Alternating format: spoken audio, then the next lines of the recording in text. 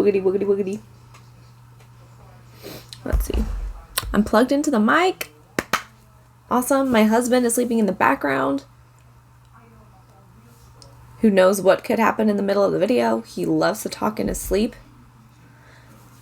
Gotta tell you something. Oh my gosh. The other night, right after my husband fell asleep, he was in a weird mood. He was kind of grouchy. Sorry, honey. I'm not trying to drag you through the mud or anything. But anyway, he was kind of grouchy. And right after he falls asleep, he kind of, like, he'll, like, kind of move in his sleep and talk in his sleep like he's almost awake. And so he turns towards me and he goes,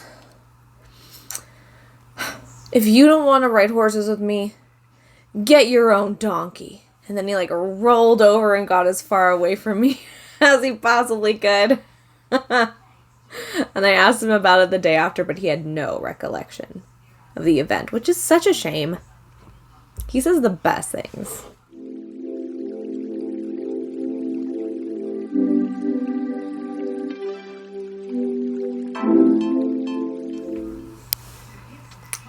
Hello, my name is Jessica. Welcome to my channel where I post beauty and art-related content. I also have an Instagram where I post that stuff as well. If you would like to follow me there, it's at _Jess. And I'd love to see you around. Today, I'm doing a tag video that my friend here on YouTube, Jessica Sifuentes, tagged me in. It has 15 questions and it is all about your personal growth here in the beauty YouTube space. I'm super excited to do it. It seems like a really fun way to kind of like assess how I've been doing so far and think about what I've learned. So I'm excited to do that. And let's do it now. Okay. Question number 1. Was it mentally or emotionally difficult for you to start your YouTube channel? Why? So for me, there are a few emotional barriers that I ran into when choosing to start a YouTube channel. One of them being that I have always not fallen in the popular crowd in school or in my jobs or anything. So I've always felt kind of like I always had a very small community around me. And so I had like that self-conscious fear that I would put out content and no one would interact with it and no one would watch it and no one would care at all, which is like rightly so. Like, this is not an important issue in the world. It's not. But there was that fear of being rejected, so I had to just get over that and do it for the fun of it. And then secondly, it took courage for me to, I guess, accept YouTube as a hobby, because I thought it might kind of be at odds with what I do professionally. I am an elementary school counselor, and it seems like the perception of most people, of educators and counselors, and school counselors in particular, is that we are always meant to be very self-sacrificing, and putting the needs of others is always a top priority instead of the needs of ourselves. And so my fear, it's still a fear. My fear is that if people in my work community ever find out that I have a YouTube channel, that they will view me as being self-centered, and they might view me as just less professional, and the fact that I spend time doing this hobby just might not be received super well. But I could also just be fabricating that in my head. But I did have to get over those two barriers in order just to like dive in and do a channel. All right, question 2. Did you do any planning before you started your channel? Did you create a mission statement, how your channel would be different than others? Or did you dive right in and just start filming? So I did a little bit of research. One YouTuber who really helped me get up the nerve to start a channel is Cathrin Manning, and she creates content all around how to be a YouTuber, and she really helped me set my expectations in a reasonable way. She explained that it took her like a year to get like 350 subscribers, and now that she's been doing this for a while, she has like over 200,000, and her content is incredible, and she does it for the love of it, and she's very good at what she does. And knowing that I could just start small and keep my expectations low was really like the only research I needed to do before I felt comfortable enough to start making videos, because I already knew that I was going to do beauty and art. So I didn't really have to think about what my content would be. Question number 3. What are some misconceptions you had about having a channel before you started? Man, oh man, was I naive. I thought filming and editing would be quick and easy. And literally nothing could be further from the truth. It is so time consuming and very difficult, especially when you're starting out. Like the first few videos, they're so bad. Even the quality now is not very good, but they were so bad. I did not know how to edit, like at all. Such a mess. Such a mess. I didn't understand how to set up lighting. Nada. Yeah, so I was very misinformed about that before I started. Number 4. What lessons did you learn in the first 6 months of having a YouTube channel? So, one thing I've learned is that it's not as easy being on camera as I thought it would be. For some reason, I thought the fact that I'm just alone, like doing this, it would somehow, like I somehow wouldn't feel self-conscious in any way, but I still feel self-conscious making my videos. Not to a degree that's unbearable by any means. I really enjoy making videos, but I just did not realize that when I sat down to film, it would take me a while to get in the groove and to like start feeling comfortable with being on camera. And you can even tell, like throughout my videos, I'll like forget what I'm going to say, and it's because I'm nervous. It's not because I don't know what to say. It's because I'm not super comfortable being on camera yet. Not even comfortable. I'm comfortable being on camera. I'm just not used to it. I don't have a ton of practice. So I just need to keep practicing.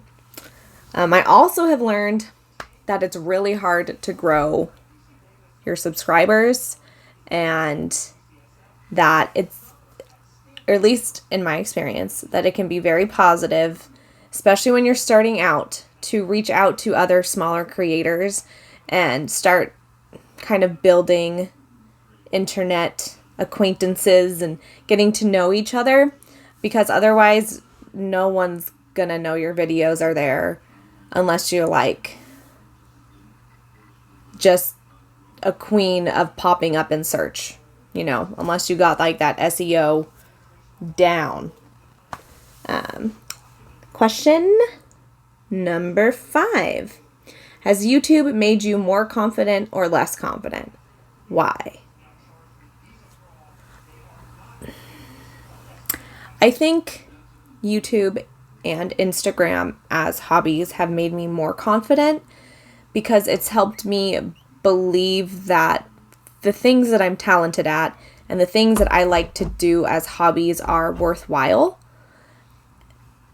and that the joy that I get from participating in those things is worthwhile. So it just makes me feel good about things that I like to do with my time and with my life. So yes, I do feel a bit more confident in that way. Question number 6. How have you grown as a person since you started your channel?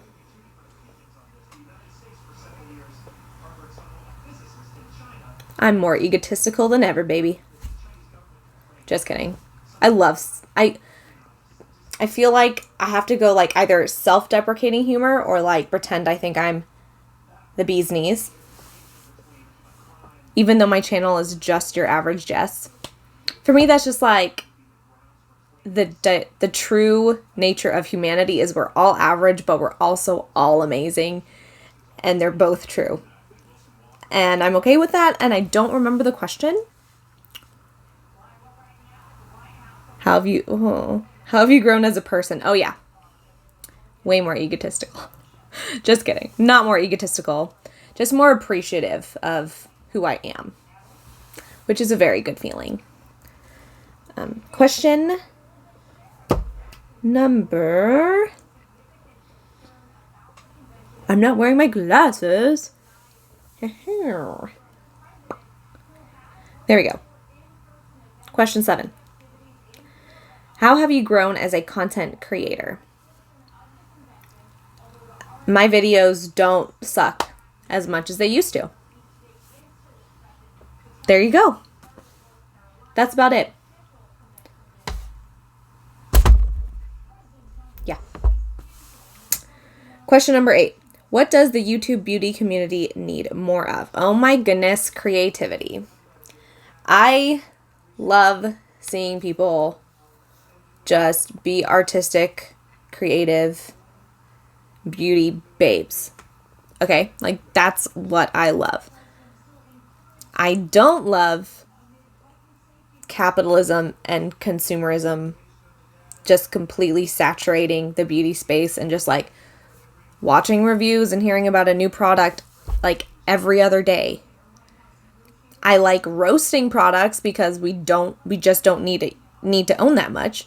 But I just want to see people be creative and kind and support each other and each other's artistry. So, true makeup artistry is what I want to see in this space. What does the YouTube beauty community need less of? I think I kind of answered that last time, but the community needs less consumerism and capitalism and preoccupation with getting every new product.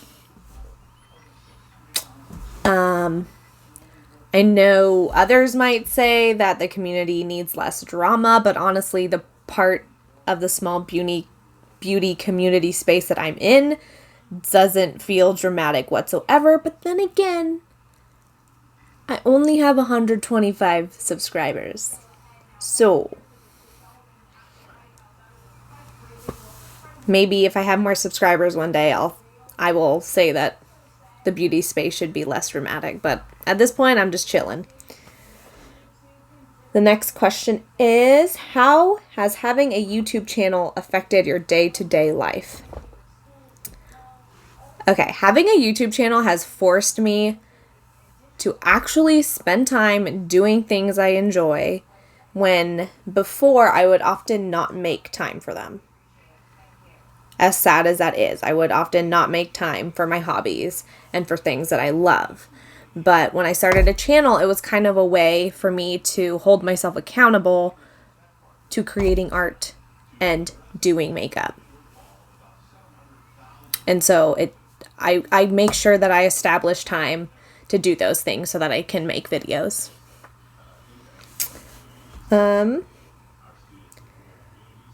Question 11 is, what are your strengths as a content creator? I think I'm slightly creative, but I think what I bring to this space is just a willingness to keep growing and become more artistic and more creative and make mistakes on the way. I think I'm slightly entertaining from time to time, depending on what mood I'm in. What was the question? My strengths? I have really nice teeth. Oh, I make great faces. That's my strength. I make really great, weird faces all the time. All right, what are my weaknesses as a content creator? I'm perfect.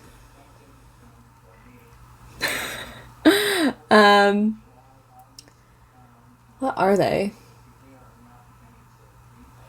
I know there's many of them. I just can't think of them right now.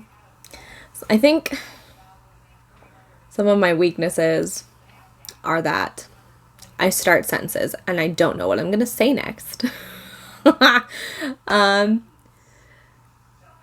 not great at like getting my space ready or getting all of my information ready to go. Like I'll sit down and I'll be like, wow, I only have half the makeup I need and I didn't pull up the website with the product description and I didn't do this and that. So overall preparedness is an issue. Okay, next question. Are you an introvert or extrovert? Do you think it has helped your YouTube channel or hindered it? I'm an introvert, but I'm kind of an ambivert. Like, I like being social, but I'm an introvert in that I get my energy from being alone and relaxing. And I honestly think being an introvert has helped my channel because, like, there's like nothing I'd rather do than be alone and just like do makeup and art. So it makes it easy to choose. Like, not like, I mean, I started this during quarantine. Like once we shut down in March is when I started my channel. So I really don't have a way to compare this to like normal life back when people used to do things and get together. But I think being an introvert helps me be productive for YouTube. Question 14. How do you want to grow as a person and a YouTuber in the next 5 years?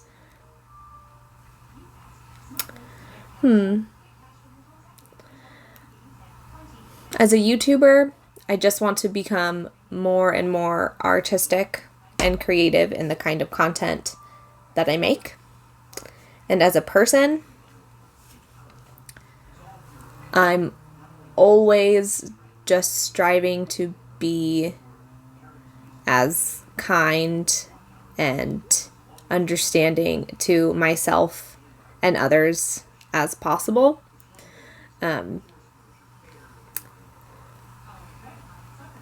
to think if there's a better way to phrase that, but I don't know if there is. Yeah, just trying to live a meaningful life. And I think that I'm doing that. I feel like my life is meaningful and I just want to continue that. Okie dokie. There's one more question. Question number 15. Would you rather have success without fame, or do you want the fame and success? Depends how you define success, man. I think I'd rather have success than fame, but it's hard for me to imagine that success on YouTube would not come with some sort of amount of fame or like popularity with it. Because for me, success on these social media platforms means that I might be able to one day make my hobbies somewhat lucrative, which for me would be a huge win. So I'm going to go with success, but like little fame doesn't... I was going to say a little fame didn't kill anybody, but I think it's definitely killed people. But a little fame probably wouldn't kill me. All right. Thank you for sitting through my absolute crazy ramblings. I appreciate you being here so very much. I would like to tag Mary from Mary Moods and Makeup. I would also like to tag Colleen from Uniquely Individually Me and I also want to tag Nikki from Nikki Raven. They are all wonderful beauty YouTubers. And I really hope that y'all can participate, ladies. No pressure, though. Lots of pressure. Just kidding. Really. Anywho, I hope that you guys can participate. I will link Jessica Sifuentes in the description box down below. Words are hard sometimes. Wow, that was a real letdown. I had some like momentum going, and then I was like, well, that's all I had to say. Oh, I will also link Cathrin Manning down below. Anyone who has a YouTube channel should watch her, should subscribe to her. She's an absolute delight. Okay, now I've actually said my piece. So, thanks again. See y'all soon. Bye. His dreams sound wild and amazing. And it consists of 15 questions, I believe. Yes, it does. Wow. Why do I struggle?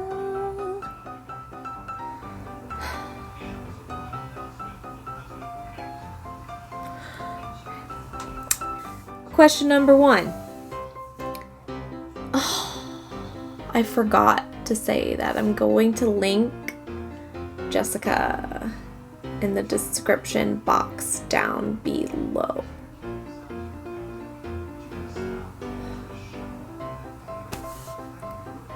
I get so tired of my forgetfulness.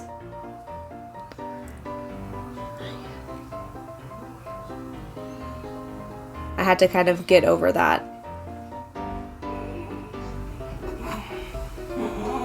My husband's waking up. Oh. Honey, you gonna get up yet? Yeah? I've learned a few things so far, even though I've only been doing YouTube for like 4 months.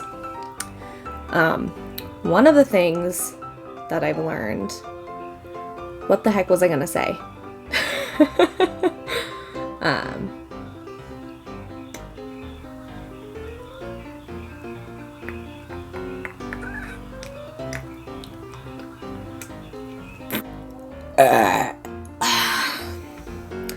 Oh yeah, I'm also great at burping. Okay. But for me, I think success, what do I feel like? I don't know. Wow. Question number 15.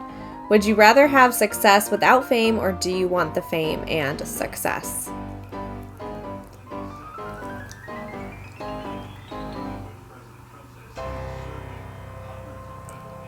Both.